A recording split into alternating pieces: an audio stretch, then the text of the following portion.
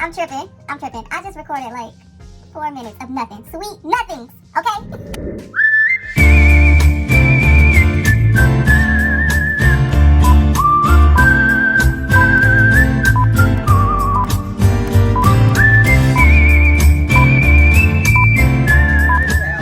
Welcome. Hola, what's good? Hey, y'all. Hey, you are tuned in to Circle Up with Amanda Hurd. We are actually recording this time.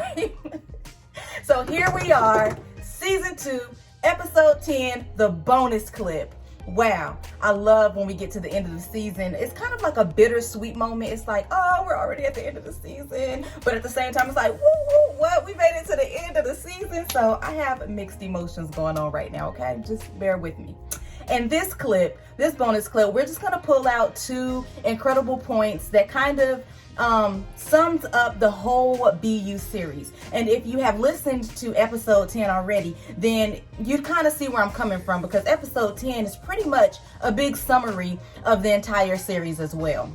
And so if you haven't listened to it, then I encourage you to tune in. I mean, there's some really good points in there, some really good convos, some really good sentences and sentence starters, conversation starters that you can pull from that episode and kind of talk about amongst the people that you're close to. I think it's a really, really good tool to use.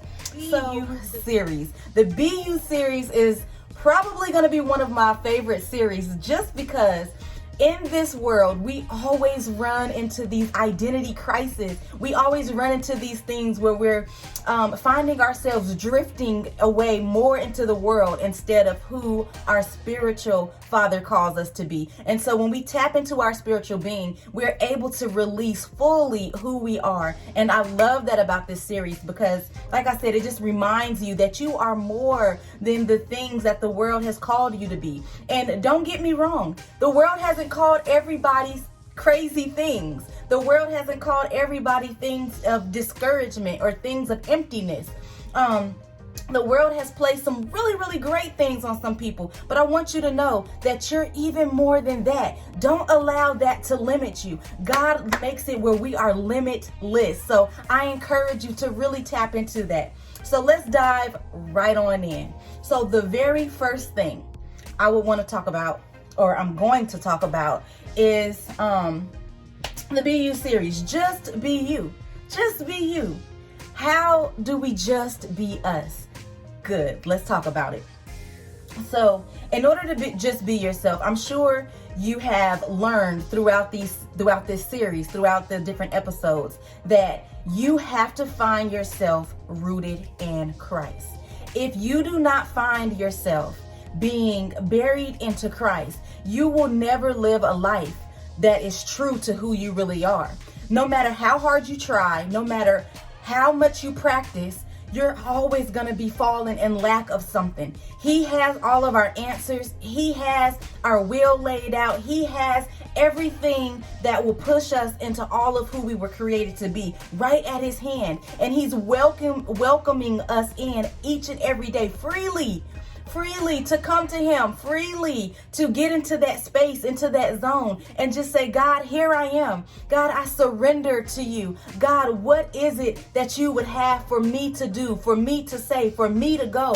Who am I? Who do you see me as? Who do you consider me? Does my name have any meaning to it? Like, what is it about me that you find so great? Why is it that I'm so confused in these places? Why is it that I'm so lost in these places? Why is it that people see me and see more of me than I see of myself? Listen, no matter the question, there's no crazy question, but he has an answer. He has your answer. Not just the answer, but your answer. Personalized with your name on it. Don't be afraid to dive in. Don't be afraid to go to him and say, hey, I'm lost. Hey, I'm sorry that I've waited all these years, that I've waited all this time to find myself in alignment with you. But listen, I'm ready. The world has had its fun, and now I'm ready to surrender to you. Listen, these are really good things to ask, to consider, to go to him with. And I promise, once you root yourself in that place, once you plant yourself in that type of soil, listen, you will just begin to grow like never before. You will begin to be so comfortable in who you are that there is nothing no one or anything that can pull you out of that space. Your confidence will boost. Everything about you, your personality will shift. Your hard days will no longer be as hard as they used to be. Your days of sorrow will change. Everything about you is going to wake up. So I encourage you, root yourself, get rooted in the place of God, get rooted in the heart of God. Find yourself buried in the soil that belongs to Him, that comes from Him. I'm telling you, this is the best place you'd ever be. This is the best place you'd ever go to. This is the best place, hands down. There is nothing that you will face. There is nothing that will sneak up on you that's just gonna catch you so off guard that you'll drift away, or you'll wither and dry up, or your purpose will begin to crumble and you'll be no more. This place only allows you to grow green, grow green, grow green. And what I mean by that, the Lord speaks of this place, speaks of these trees, like riverside trees, I believe they're called. And these riverside trees are so important. They're so precious because they grow along the riverside and they root themselves deep in the waters. These particular trees, they never lose their green. They never lose the fruits that they bear. They never lose anything about them. No matter what comes up against them, they never lose. They're forever watered. They forever have the source that they need to go on. They don't die in different seasons. They don't die when hard things come up against them. They're forever them, and they can live and thrive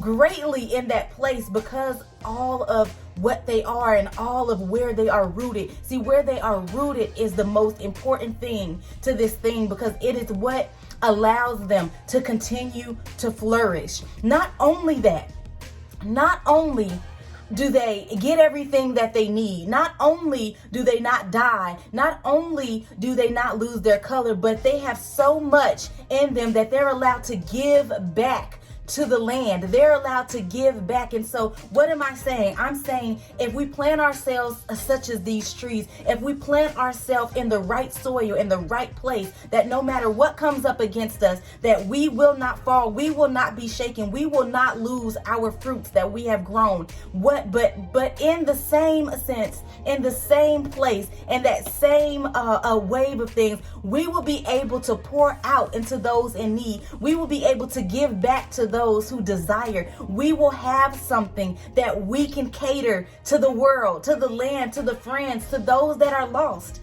So I encourage you to root yourself in Christ, to plant yourself in the soil of God and watch your life change.